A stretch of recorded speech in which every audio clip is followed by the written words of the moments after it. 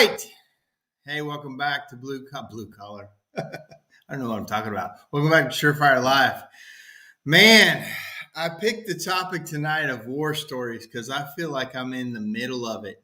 And I bet I have this feeling that you are too. I had just some crap happen today and just, arrows from everywhere. Of course, the more trucks, more people you have, the more, exposure you have to things. But it's the thing that makes you not want to build the business. It's the thing that makes you not want to have employees. It's the thing that makes you not want to build a bigger thing.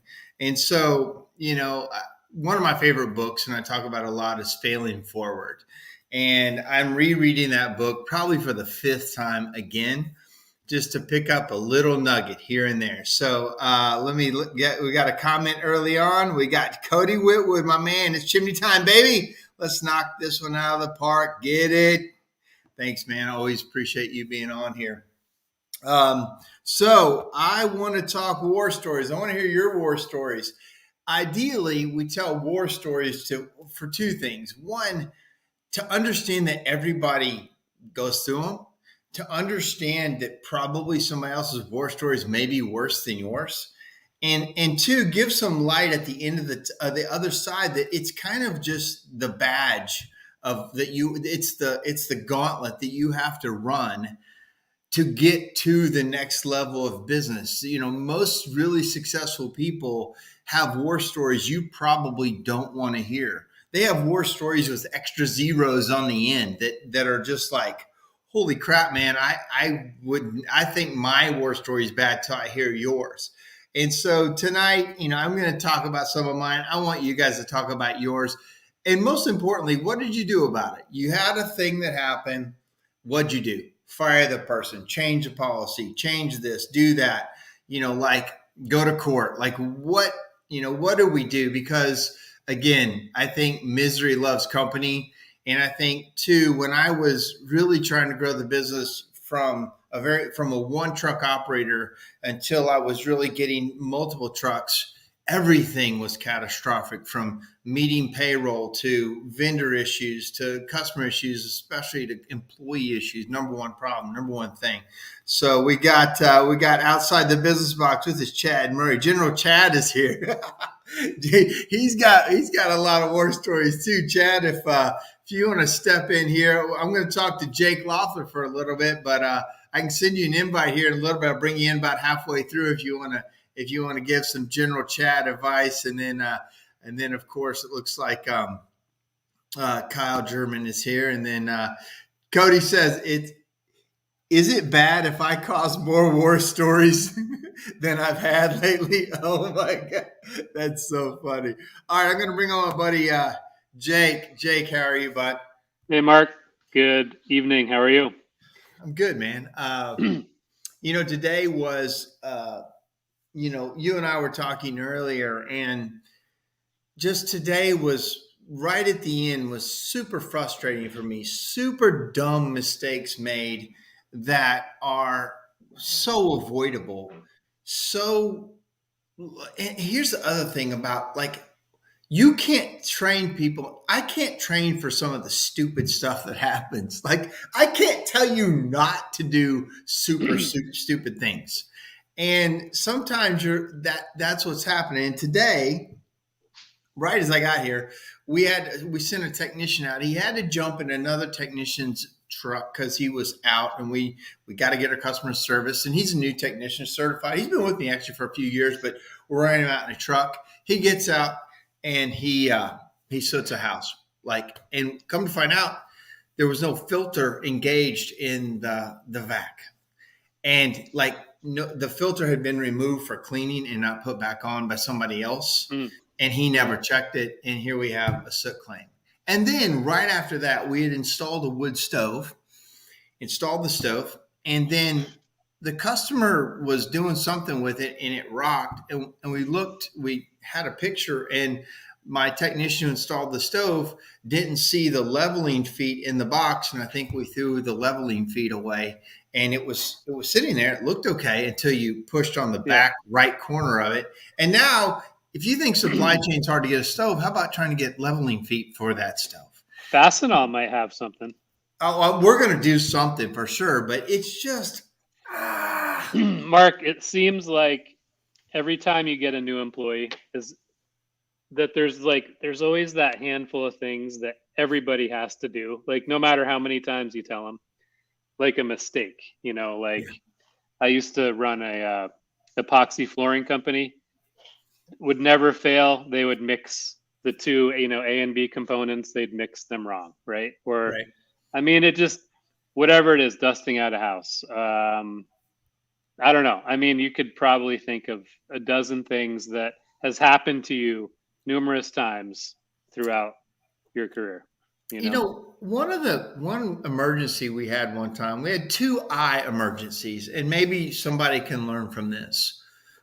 One time, you remember we used to use Creaway in a puff bottle. You remember that Creaway, and you puff it up into the chimney. It was before PCR and a lot better stuff now. You puff it up in there. Well, I had a technician one time wanted to see what that smelled like. And, and he squeezed it.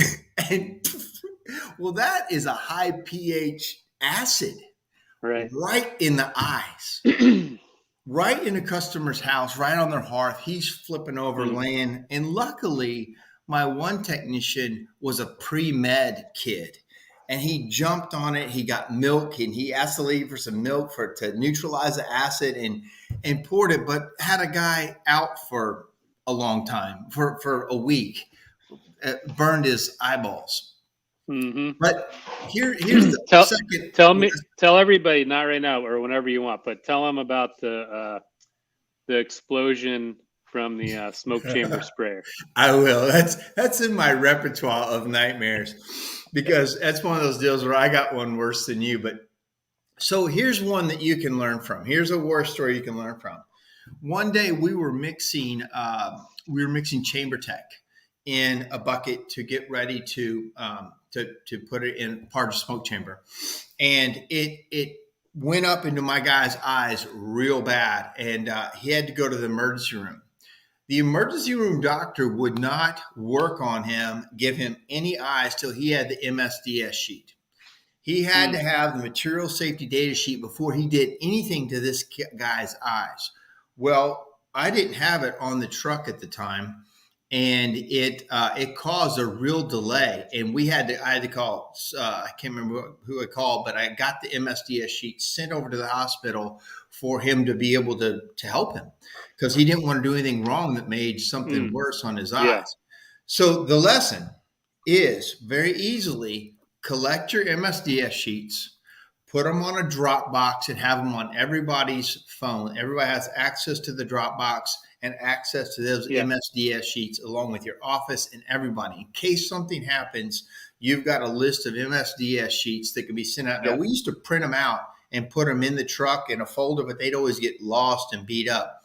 So Dropbox on everybody's phone, your MSDS sheets for all your Saver Systems products, all your chemicals, all your coatings, anything you have that you have on that truck needs an MSDS sheet, and they can also get in trouble being pulled over for it. So make sure you've got access to all the sheets. It's a one hour project for somebody in the office to put them all together, make phone calls, print them off, get them up on Dropbox. Yep. Great idea. So that's my first story. Give me a war story. You just had one before we got on here about your Mason. I don't know if you want to say that, but I mean, worst war stories are when it always seems to happen on busy season.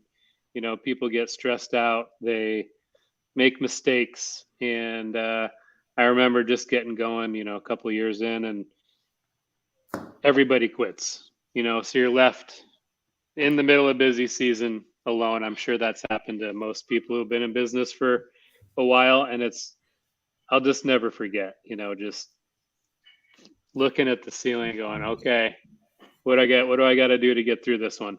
And yeah. you just keep going and get Well, more people and just keep going. so I've had to fire everyone, but I've never had everybody quit. I've had a couple I people only quit. had 2 employees though. Him and his buddy quit, and you're out of a workforce. Yeah. Yeah.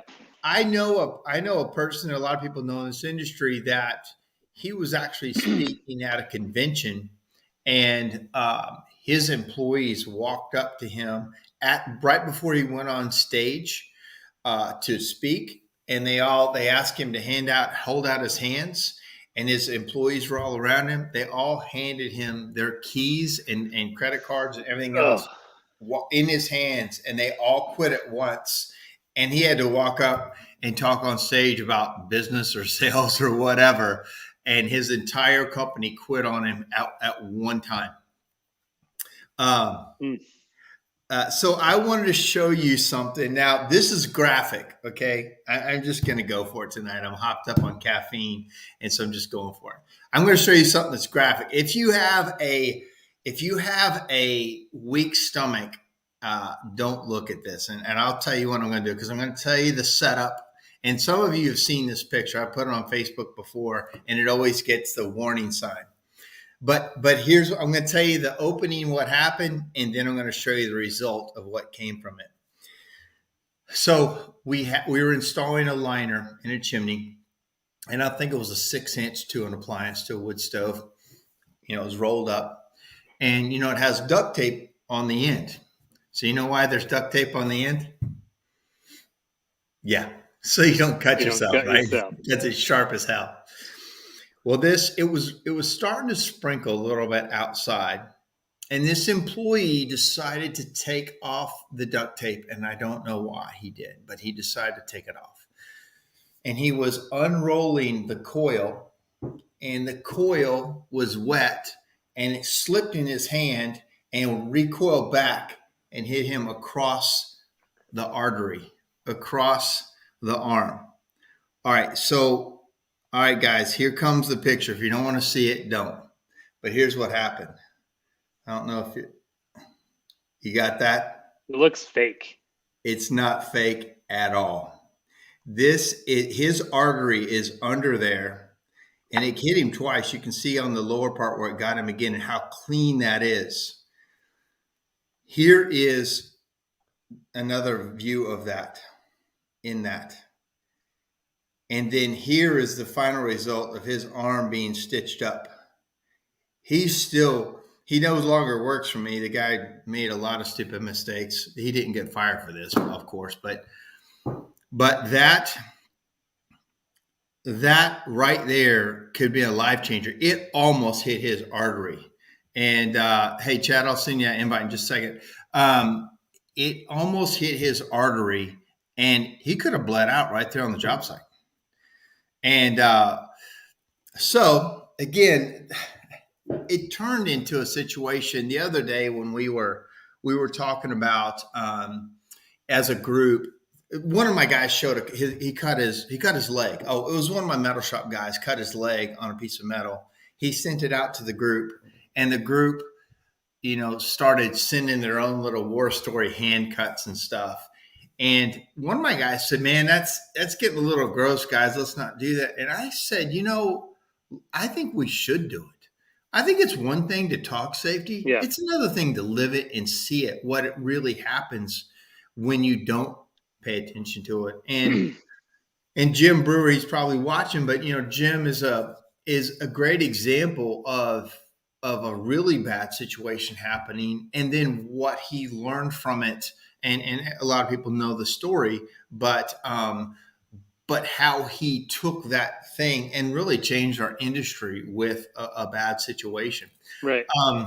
My Brad, which you've spoken to Brad, he was on here a couple of weeks ago. He's my example that we use in brickliners. Is he fell off a roof? Must have been 10 years ago. No. Anyway, 7-8 years ago now. And he could have been dead, but he fractured his neck and his back and his ribs, and he's still not the same. And I always have him tell that story when we're talking about ladder safety every year. Just a good reminder you can't forget about it. It's the real deal. It could happen anytime. It is, and we talk safety a handful of times on this show, and it's never the guy. You never know when it's coming, and so you have to set up for safety. Every single time, because there's not a single guy out there goes, you know what, I'm going to be safe right now because something bad's going to happen if I don't. Like it doesn't work that way. I talk about one of my guys getting his back broken from a situation like that, but I think I talked about that last week or the week before, so I don't want to go back over it. Um, I want to talk about employee issues this time of year because everybody. By the way, Chad, if you're listening, I send it to your chat at Master Services email. So right now, this is the time of year that employees you have the most exposure because you're in the most houses and you're working probably at capacity. And this is where a lot of companies are making the most money ever, and they're also losing a lot because of mistakes. And I say it a lot that this is fourth quarter of the Super Bowl, so I can't really change my team and I can't really go into new play calling or anything. But we make a lot of notes and we make a lot of plans for the spring when we're going to do a lot of training and fix the team to next year. What do you guys do?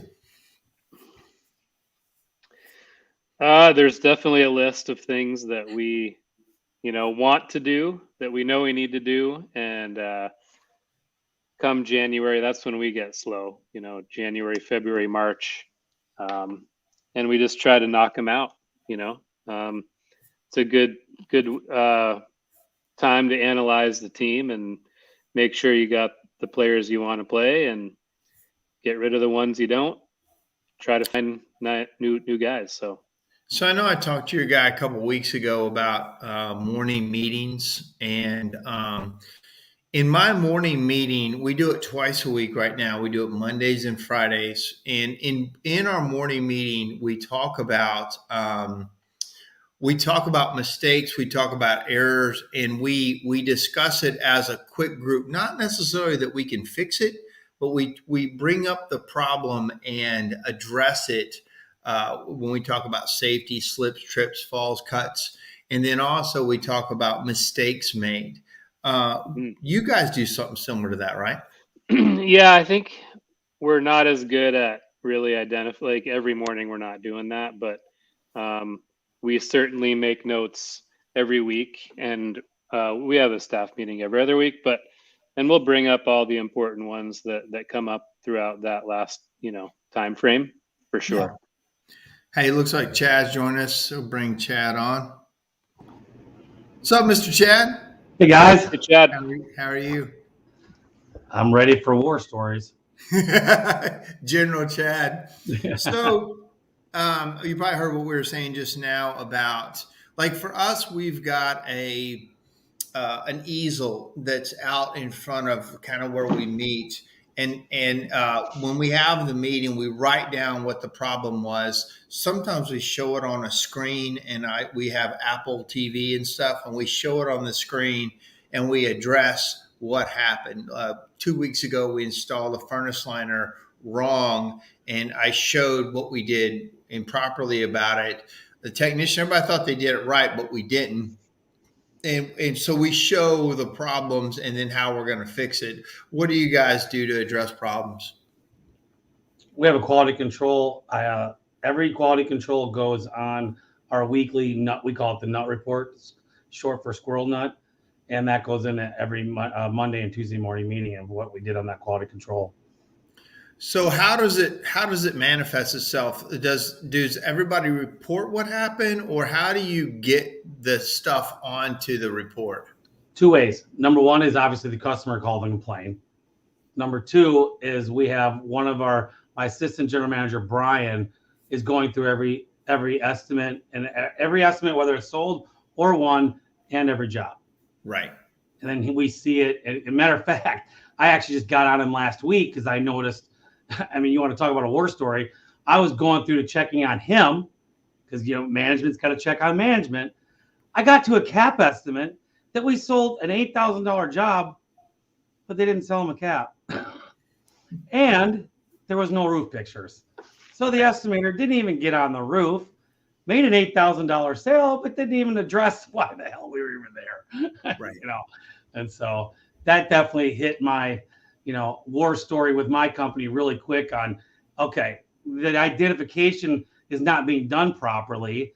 And so this is what's going to happen if you don't do it. No more bonus for this month. So start getting it right. So anyway, yeah. So Chad, give us your best war story. Give me a general Chad story. Tore down a chimney on the wrong block last year. You did what? Tore down a chimney on the wrong block last year. All the way to the ground. All the way to the ground? And the people were home. Oh my God. Took it all the way to the ground. Looking in their house. Wow. And they just watched you do it? And they came out.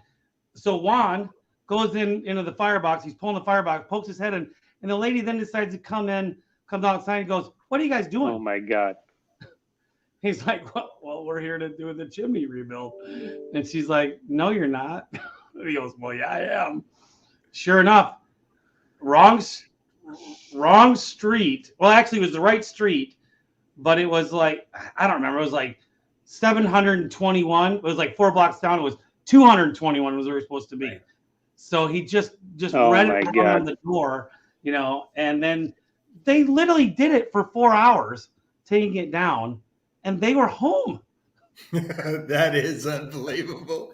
So how did you just pay to have it what'd you do?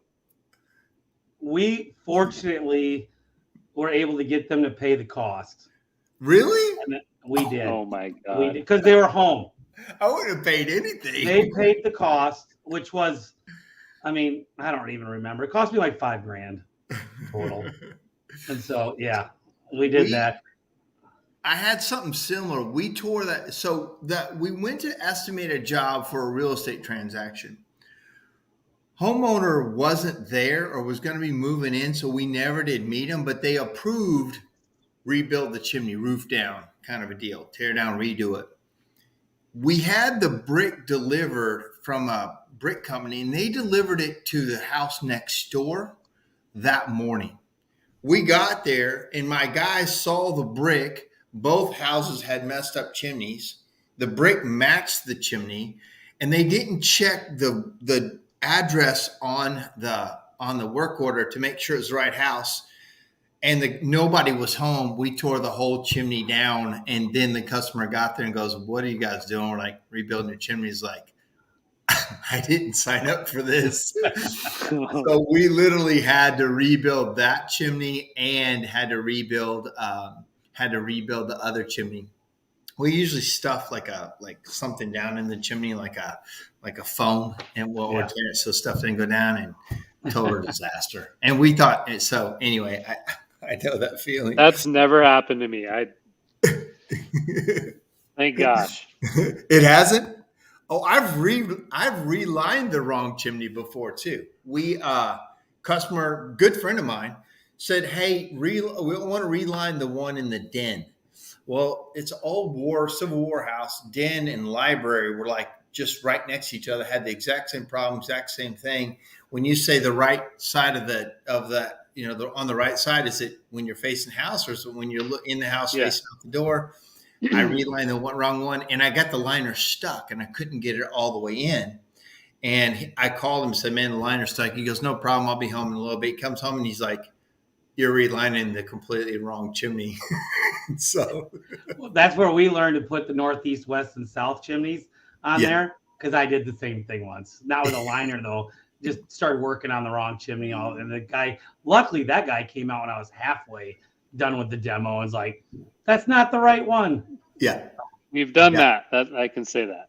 You have relined the wrong chimney? Yeah. Well, just not knowing there's 2 chimneys on the house, like which one, Right. Yeah.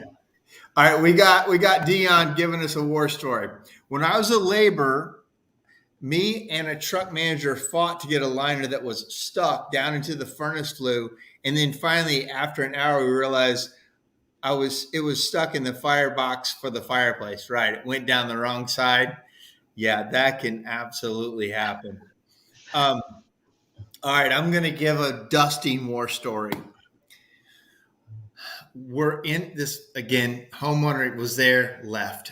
We go in and I've got the fireplace blocked off. We got the vacuums going for the dust control, and I was breaking it out from the top. It was like an 8x8 flue tile, kind of small. And so we were breaking it out, and all of a sudden we were breaking it out. Nope, not home stories.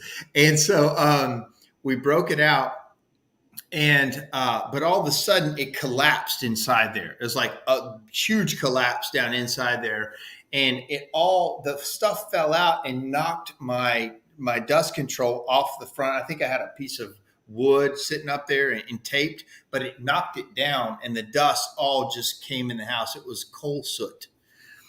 So and my helper comes running out of the house because I'm on the roof. He comes running out and he's like, stop. I go in, and it's literally everywhere, coal soot. So I'm starting to clean it up, and I'm like, oh man, this is not good at all. And he said, and I called the lady. I said, hey, we've had an accident. Can you come home, and we need to figure out what to do? She comes home. She got little kids. She got a kid on her hip, and she got two little kids. And we had kind of cleaned the front room a little bit. And the kids, and she's like, well, I really don't see too much of a problem. I said, trust me, it's here. And the kids are running around. Every time I see them make a lap, they're getting darker and darker. I swear, the next thing you know, the baby's got like a black mark on it, and their bottoms of their feet and their hands are solid black. And she looked at me like dead saw. She goes, oh no. I said, it's bad. I think it's throughout your whole house. Sure enough, it was. We called a restoration company. They came in for $20,000 claim. Had to clean her HVAC, all her stuff, move her out, clean her. She became a huge customer of ours after that because I, really tried to do it right. But when those kids started running around and they were getting more and more black, and they just looked like just coal soot all over them, it was just the saddest look. So that's my worst. Give me a dusting story. I don't have a dusting story, but I've got a funny gas log install story once that really is kind of more like I was the victim. I'm the one that got murdered in this thing. So it was like a 30 to 36 inch propane gas log set on a huge just mansion. It was their big focal point of the whole house, right? And they wanted to put these gas logs in, and I don't know if this was my first 5 years or whatever it was. I'm putting them in. I cannot get the pilot lit for nothing. I'm just pilot light. Well, every time I'm doing it, I don't know how I hooked it up wrong. Propane is just filling up all around me. Oh no! It is just, completely. And finally, that spark did something, and I literally was sitting there and watched like hell go through me, and right through my whole body. I literally watched the flame just go right through me. No more eyebrows. My beard was all singed. I'm sitting there, just I didn't even move. Like, what the heck? What do I do? And I'm looking around. Did anyone see that? And no one did. And I'm like, oh, cool. So let me fix out where the leak is and everything. And I'm out of here, right? They never knew about it. Oh my God! It was one of those. I'll never forget it. It's one of the things I teach with gas logs. Like, make sure every connection is perfect before you go to light it. And so, well, what about you, Jake? Where are you? Are we worse than you? They're all about the same. If you got to hire the restoration company to come in and launder every piece of clothing and clean every surface and wall and the window, yes. We've done that numerous times, and that's one of the ones I'm talking about. Like, you have a vacuum that's puffing, or you start it, or you're knocking out a flue tile, you got a downdraft. You got red brick dust all over the entire house. Yeah. Or you're repointing a basement. Done it before. Vacuums are like they're the hardest ones to take, though. Because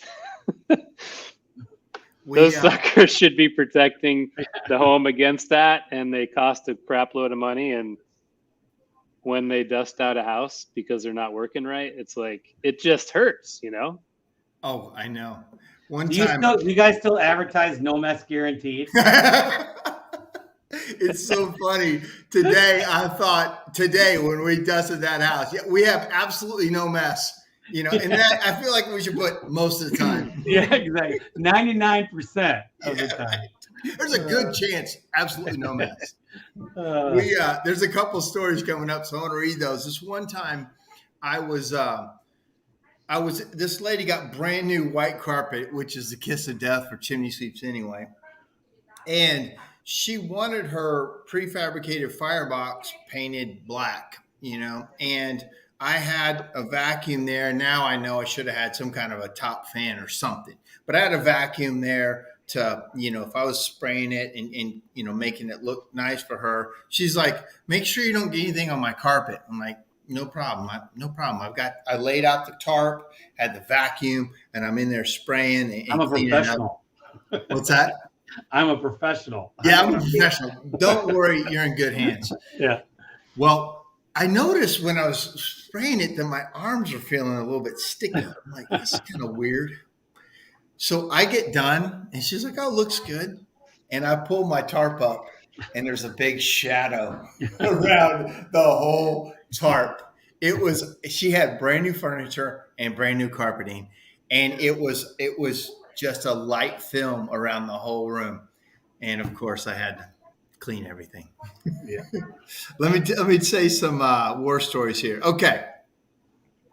Was training a sweep, mentioned, oh, it's this house. Let ourselves in. Swept the chimney. The customer's stovepipe crumbled. Wrote a proposal to replace the stovepipe, emailed it, and went about the day. Office got a call about a missed appointment.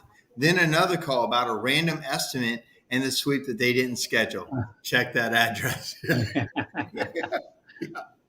Oh, this is going to be a good one. Ordered a crane to pull a giant concrete slab off the top. Right. Done that before. The crane punches through the driveway. Yeah.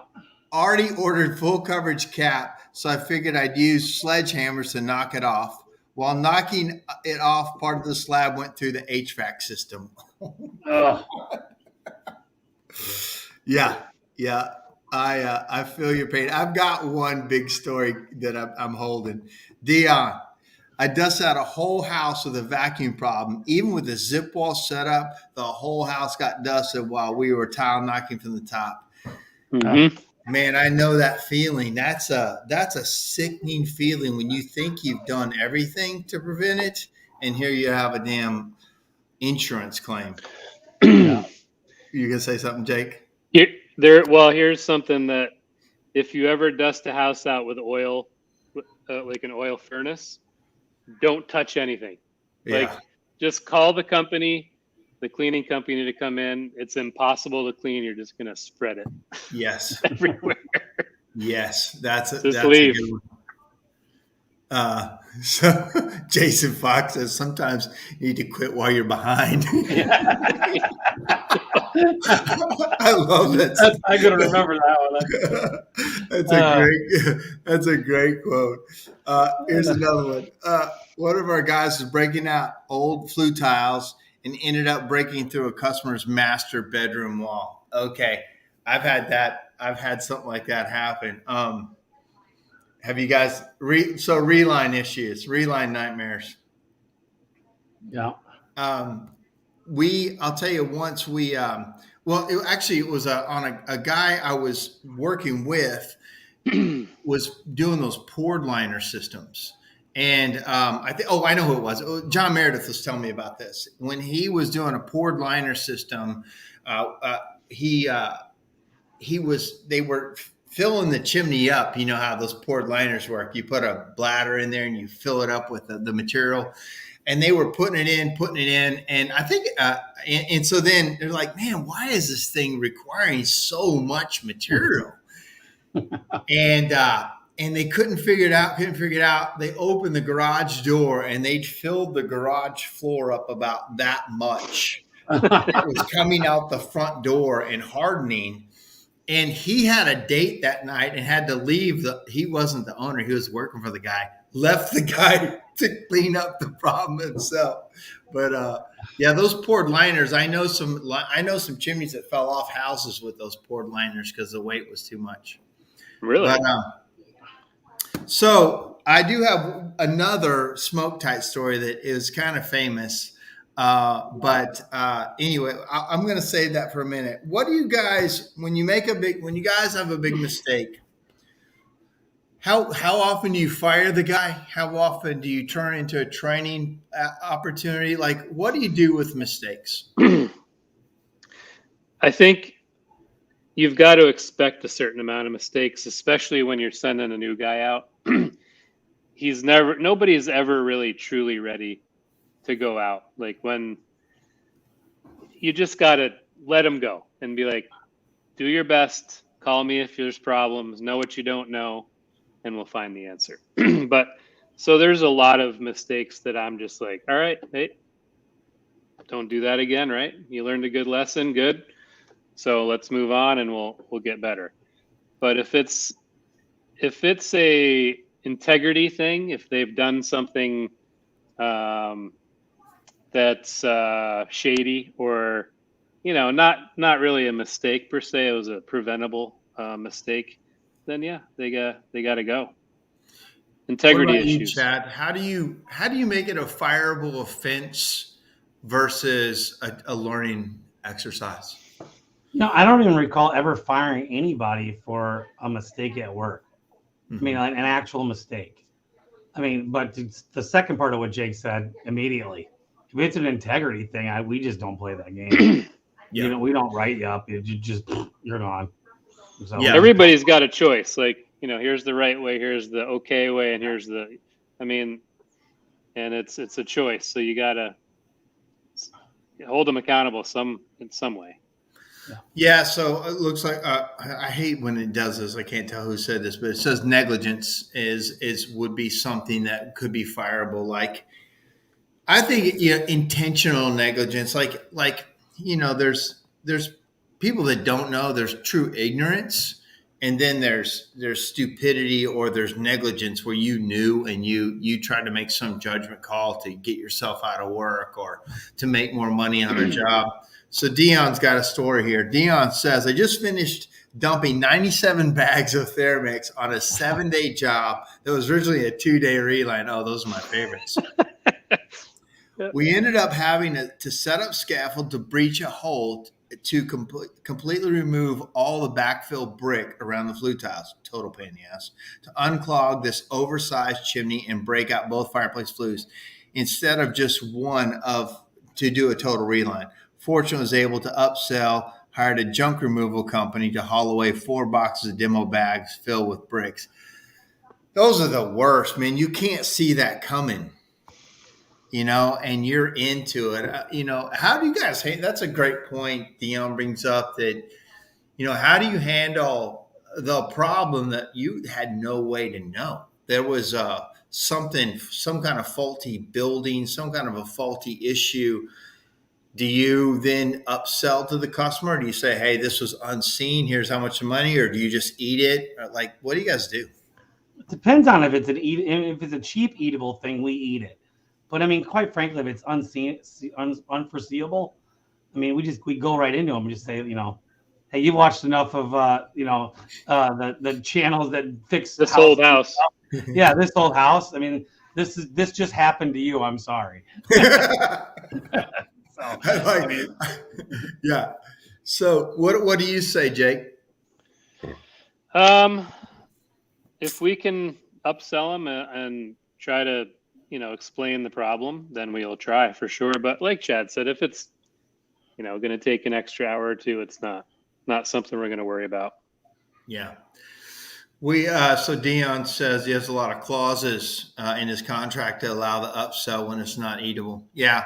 And that is a good point. He says he factors in expenses, the cost of his attorney fees to have solid documentation. Funny, I had another meeting with my attorney today about getting some more of my stuff kind of buttoned up. But and that's a good point. If you're listening, another great learning process, and I'm sure Dion would say this, the truth is the same thing, is that if you have a hard lesson like this, you're like, man, I needed this in a contract, or I need to make sure I'm covered here after the mistake. You need to talk to an attorney. A good attorney will save you more than they ever cost you. And you need your stuff documented. We have more exposure than ever. Our jobs are getting bigger than ever. Our exposure, and people are, I don't know, I feel like people are freaking crazy right now. They're mean and crazy. And man, they want to come after you. They will come after you. So to Dion's point, having yourself covered. If you're listening to this show and you own a business and you haven't talked to an attorney in a couple of years, I'm not going to say that's ignorant. There's my friend Larry Winget says there's a difference between ignorant and stupid. Ignorance when you had no idea and something happened to you and you learned from it. Stupid is when you knew, but you didn't do anything about it, and then something happened to you. So don't be stupid. What do you say, Chad, about attorneys? I'm lawyered up. Anytime something big happens, I mean, we have a funny thing that on our emails is all of our, and this is maybe stupid, but in our email and estimate and jobs has all the disclaimers. All of them. On your emails. Yeah.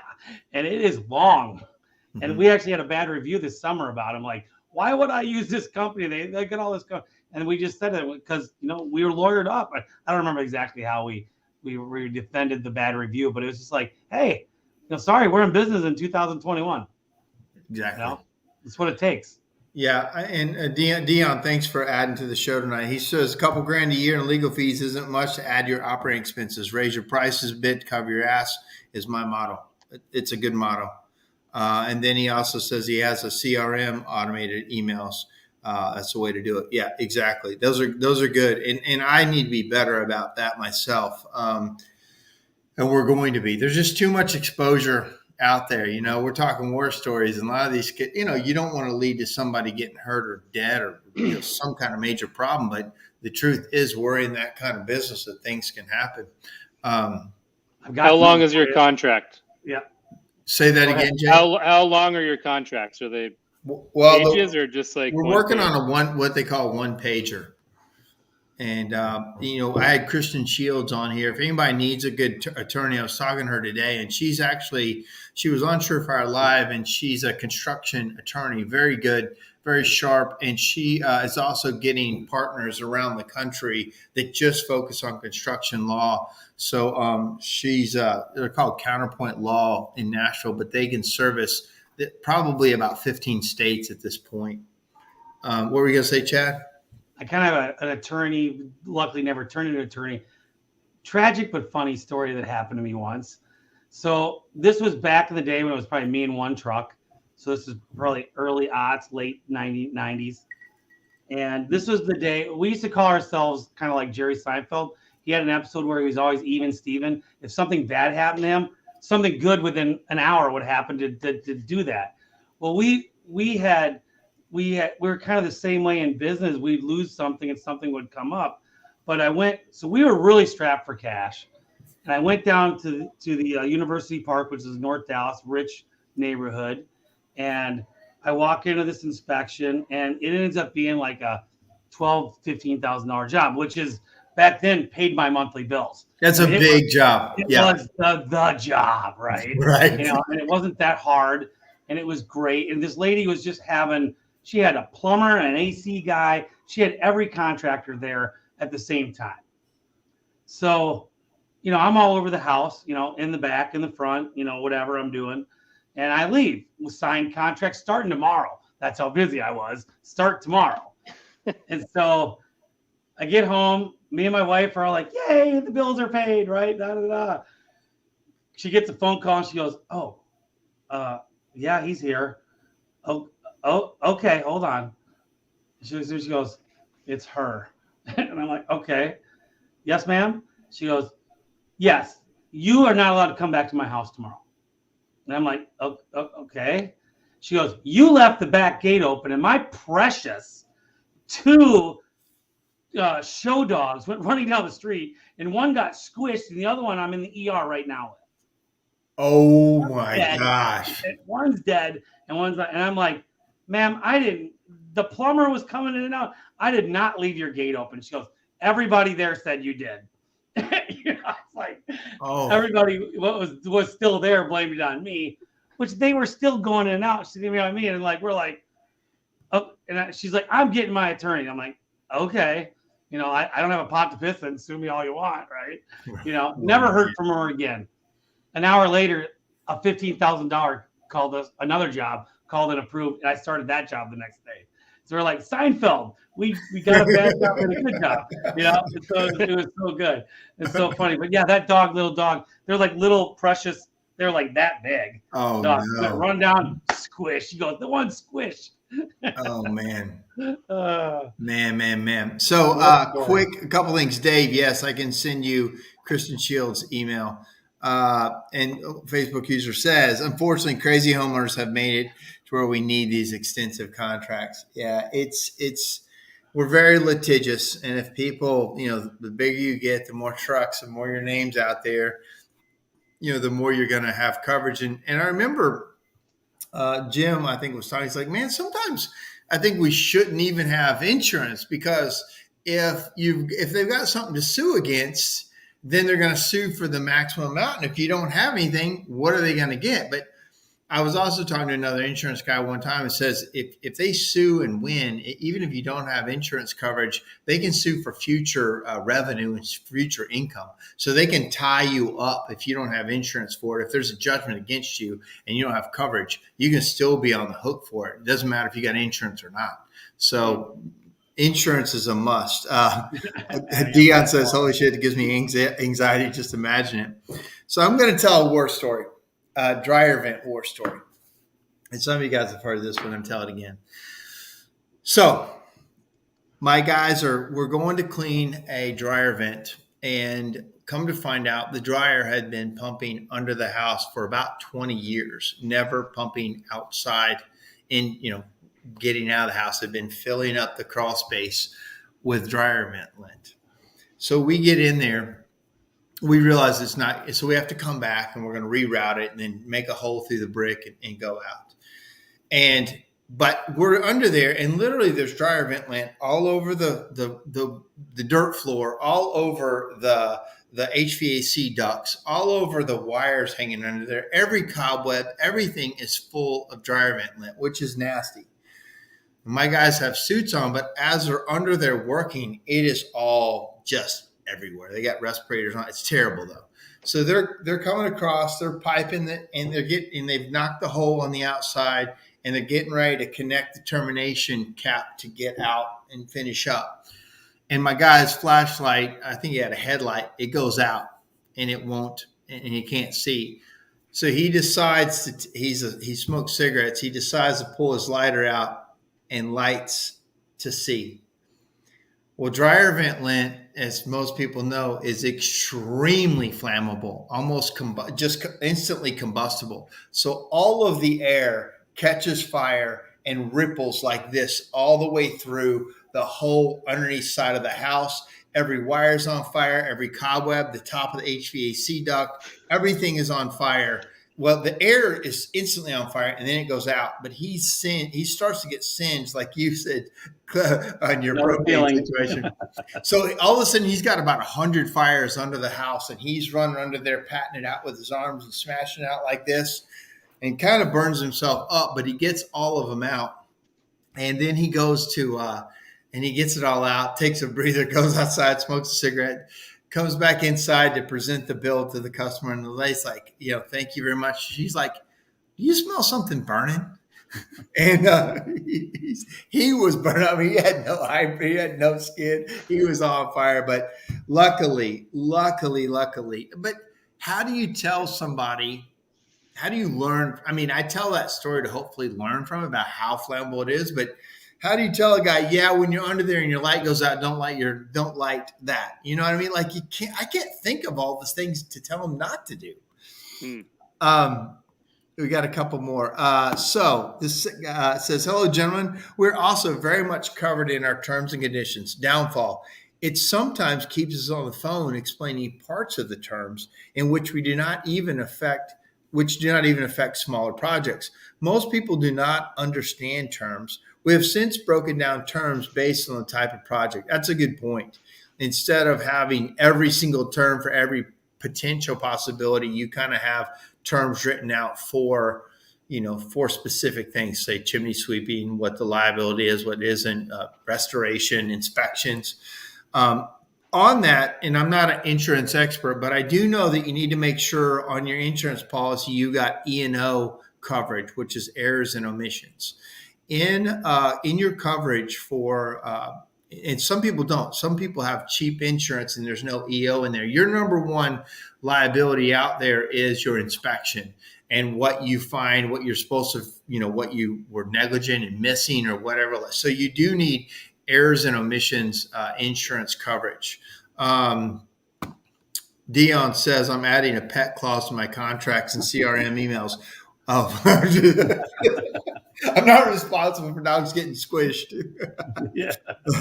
And then he also says, when you set up an appointment and get added to our CRM, you automatically, yeah. So what else, guys? What other war stories you got?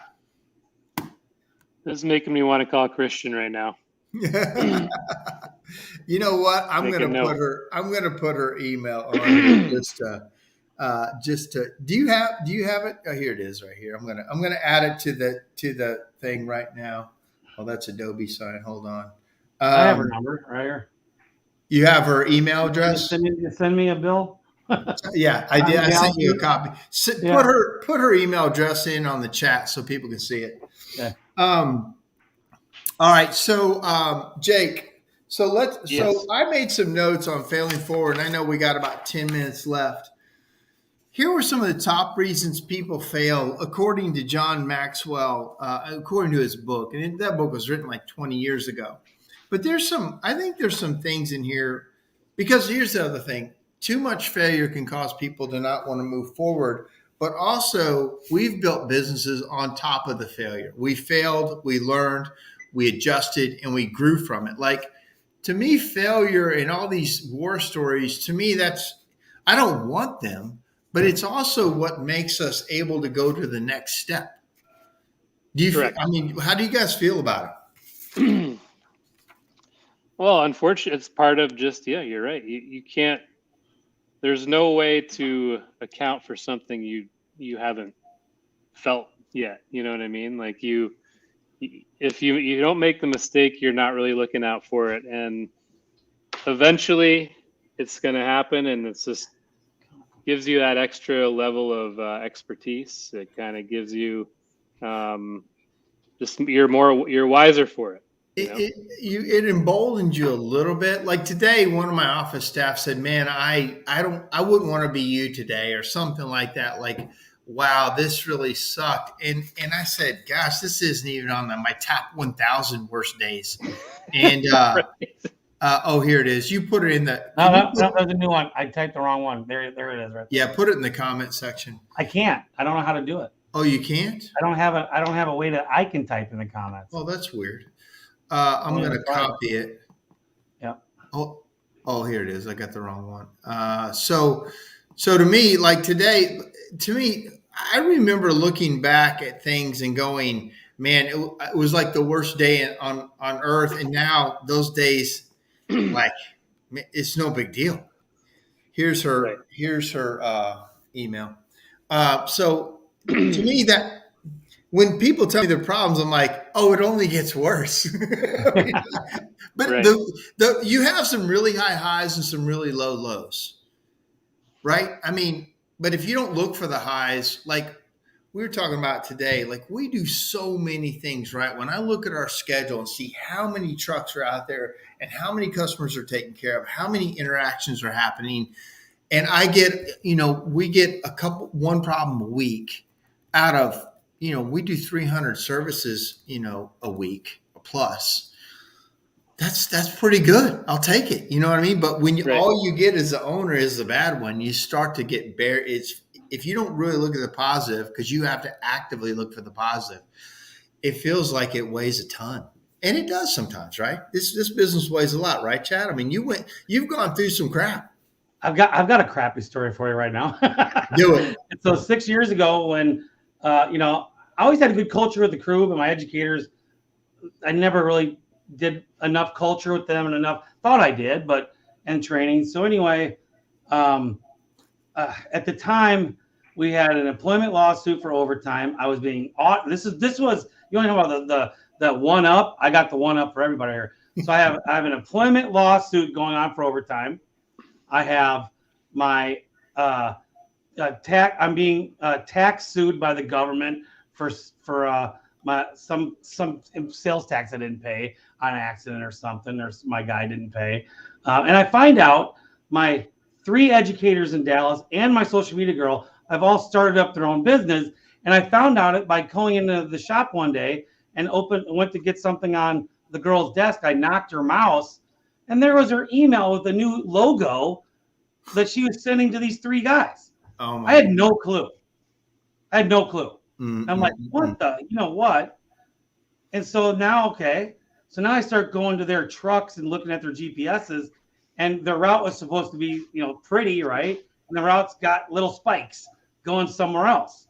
So they're doing side job or their own jobs on the side while they're doing mine, because I know what they should be doing. And now, so I decide I'm going to start going to some of these houses 2 weeks later to see if they're doing jobs. I start then checking my inventory, make sure they're not stealing stuff, which they weren't, but they're doing all this. Well, because of the employment lawsuit, I had to trick these guys into quitting. I did not want to fire 4 people at the same time, even if they were starting their own business. So I'm like, okay, what am I going to do to trick these guys to quit? They all were arrogant pop assholes, to tell you the truth. So I'm like, okay, I'm going to make these guys feel like they got to clock in and out, and then they have to bring their trucks to the shop every night, which is a total no way we're going to do that. We'll quit. Well, sure enough, in the morning in John's morning meeting, which, by the way, I didn't tell my general manager I was about to do this, so he was blindsided 2 a.m. And so I got ready at 7 a.m, and the meeting started at 6:30. So I was sitting in this desk waiting for the call to John to tell me, because I told him what to tell them that they had to do. And I was waiting for about maybe 7:35. I'll get the call. Oh no, 7:32. I'm getting a call from John. They're all quitting. Oh, they are. Well, put them on the phone. So I put me on speaker, or whatever. So I put them on speaker. I go, hey guys. So it's not the law, you're right, but it's my policy that you're going to start clocking in and out and telling me your hours, and I want my trucks back because I can see you guys are using them privately. And they're like, well, we're just going to quit. I said, good. I'll be up there in 15 minutes to take your resignations. So I got it. I was already ready. Got in my truck. As soon as I pull in, they were on me like white on rice. They didn't want to quit. Well, I'm sorry. I left one thing out. I told John on the speaker, have them all write out their resignations. So I got there. They're on me like, we don't want to quit, but we don't want to do this. I look over at John. He's out there too. They signed their resignation letters. They said yes. I looked at them all. I go, and I can't remember the name of their business. I said, I coded the name of their business into saying goodbye. And I never told them I knew. But I coded, God, I can't remember what it was. I just kind of phrased it in and said, okay, goodbye, get out of here now. You don't work for me, or, go work for whatever. And they all kind of looked at each other, and they walked off and left, started their business. And 2 months later, they're out of business. Yeah. So I was driving down the interstate one day, and I saw a chimney lantern on top of a van. And I'm like, I know everybody in the chimney business. Wonder who this is. It was my employee on his day off with the helper. They had to be off for his wife's birthday to do a side job. And I looked over and I sped up, and he looked at me and he saw me. And then he sat back, like I couldn't see him, like back, behind the door. And then his helper looked over real quick and looked back. And I called him. I said, you are so freaking fired. I didn't use freaking.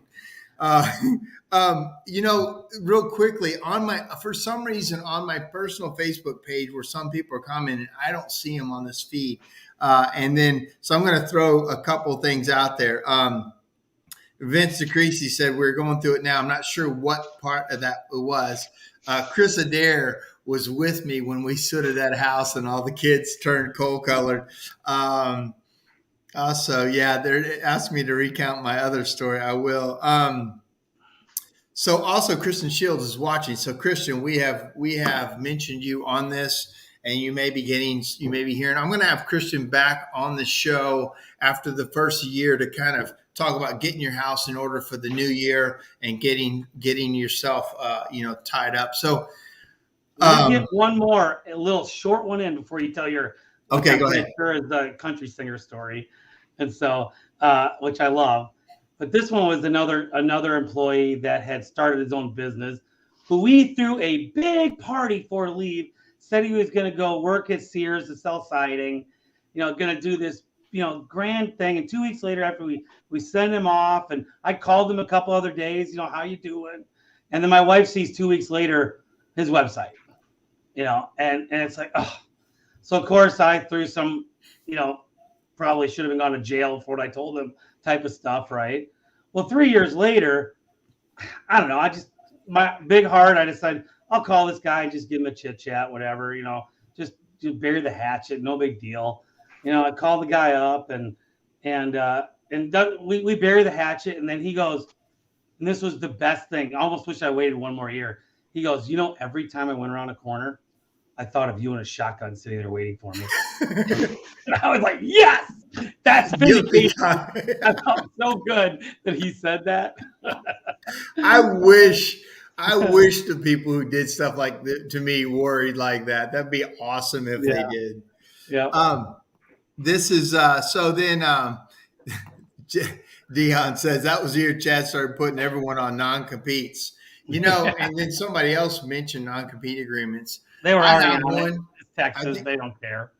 I think you need to look at your, your state and Kristen could probably talk about this. I do have one. I think there's sometimes it can work and sometimes it can be too restrictive, and that's a balance that you have to have. Then I haven't met a tree guy who didn't offer to come back later and pitch his services off the books. Yeah.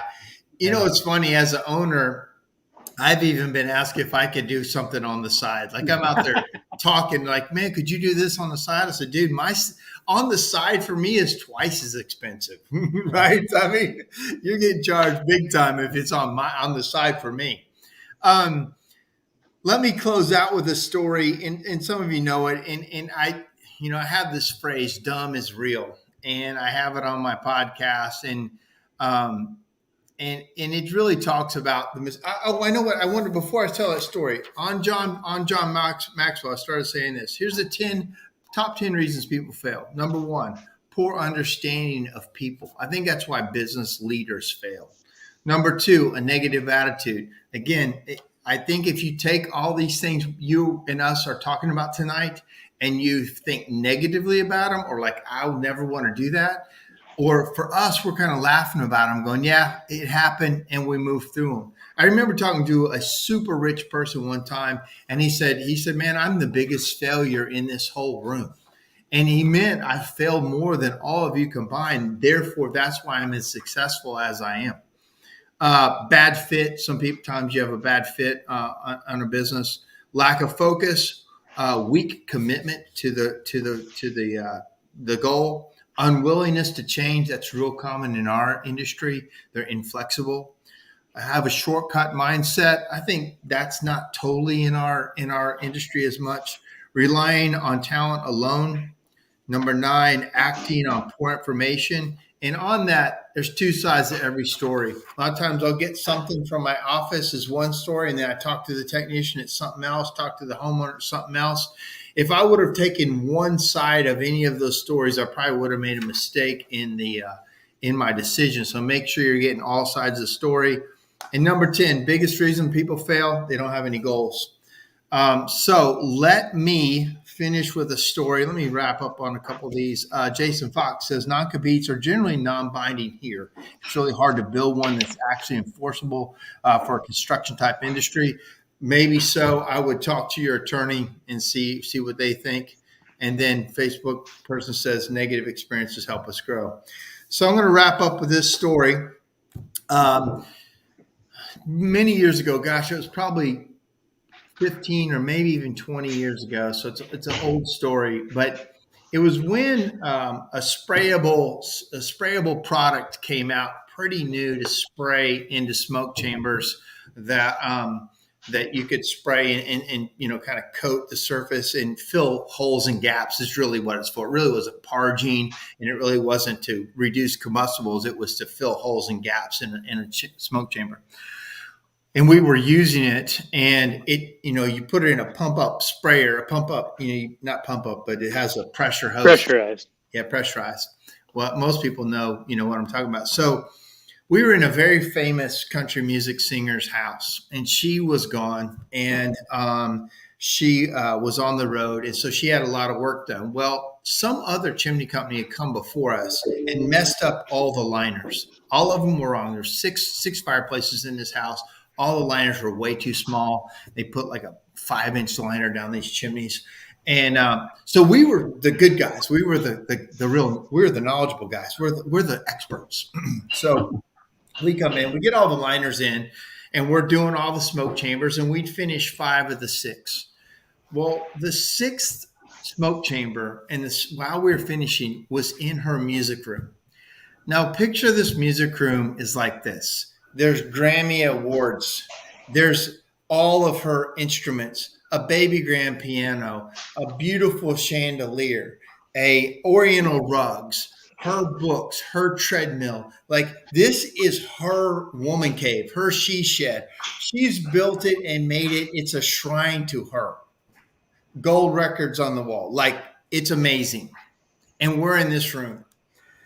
Well, we put pressure to that pot that's full, and the top, at the time it was hooked to the top blows off of it, and literally that pressurized pot shot up and hit that chandelier and atomized in that room, and literally in an instant that pot dumped everything into this music room, literally all over everything in the room.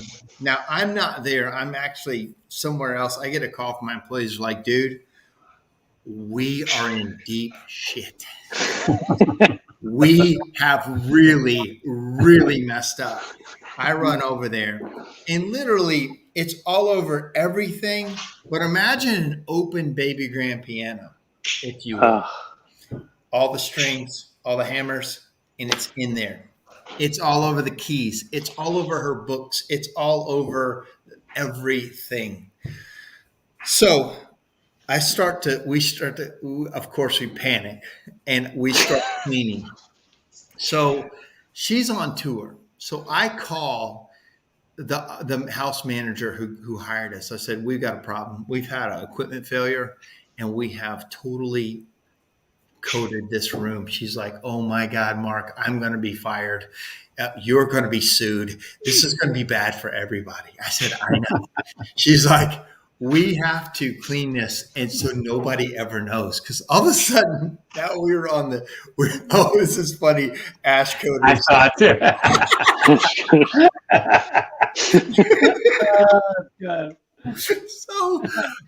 So she gets over there, and now we're on the same side of the equation. We have got to clean this room immaculately.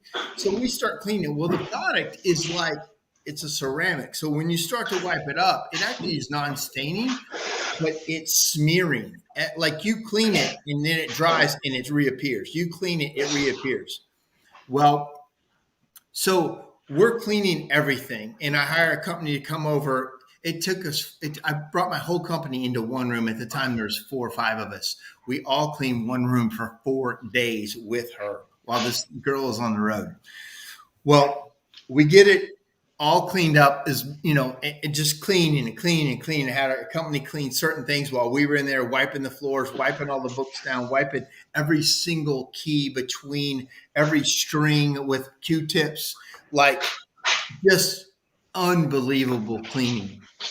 And so and then right as we were leaving, like, I'd look up and see a smear on a light bulb, and we would, it was just like ongoing. We just could not clean enough. Well, we finally got it clean, and we got it done. We got out of there. And I kept seeing this girl on TV, and I'm like, I wonder if she knows. I wonder if she knows. Like, I'd see her and I'm like, oh my gosh, I wonder if she knew what ever happened in her room. She had to have Hmm. opened something and like, it's like, what is this? Like there had to have been something we missed. Well, um, then I saw her. I went to a Dairy Queen one day and I was behind her in line and she had her son there. And I was behind her. I'm like, oh my gosh, I'm gonna say something to her. So I said, hey, I'm not gonna say her name. And she turned around. I said, hey, I'm Mark Stoner. I'm your chimney guy. And this was the moment of truth. And she goes, hey, Mark, how are you? And I'm like, I'm good. And I said, she goes, I'm so glad I saw you. I've got some more chimney work for you to do.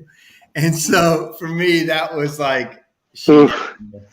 she never, as far as I know, she never found out. But that was, and I called the company at the time and they changed the way that the smoke type, that it won't come out of the top now. It comes out of the bottom or sideways because we ruined her house. Love So that story. it's tough. It was a tough one. I love ash coaters. That's funny. All right, guys. I really appreciate your time. General Chad and Jake. I really appreciate you guys. And for all the listeners, thank you for tuning in. Thank you for your comments. The main reason for this story is misery loves company. A lot of times we get around and we like to tell the stories. I think it's because we all need to know that this is part of the deal. It's kind of what you signed up for. You don't want it to happen, but if it's going to happen, you need to learn from it. You need to take the experience and make your company better and understand that to really grow a company, if that's what you want, you're going to kind of have to expose yourself to these things, and you got to get good at fixing problems. Like when you grow a company, I say it a lot, you're going to have to buy a lot of mistakes. You have to buy mistakes, but when you buy mistakes, you better try to get something for it. You better try to get some training. You better try to change a policy. You better try to, change a person or change a role. So guys, anything else before we leave? All good. Thanks, Mark. Good. All right, guys. Thank you. All right, guys, that's our time. Thank you so much for joining us this week for SureFire Live. I will be back next week. I love topics. If you got topics, let me know about them, and we will be sure to have them on this show. All right, guys, have a good night. Talk to you soon.